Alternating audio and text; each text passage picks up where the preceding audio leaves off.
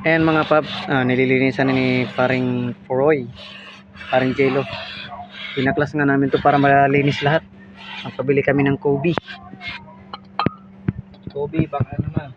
Kobe, baka naman.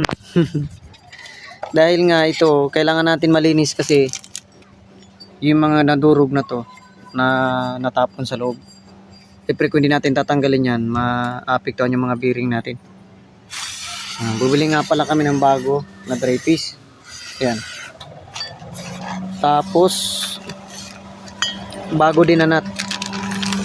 Ito. Bagong nut mga paps. Ayan. Kasi lustrade na yung isa. Yan, mga paps, update ko kayo mamaya pagkatapos. Yan. Kobe, baka naman.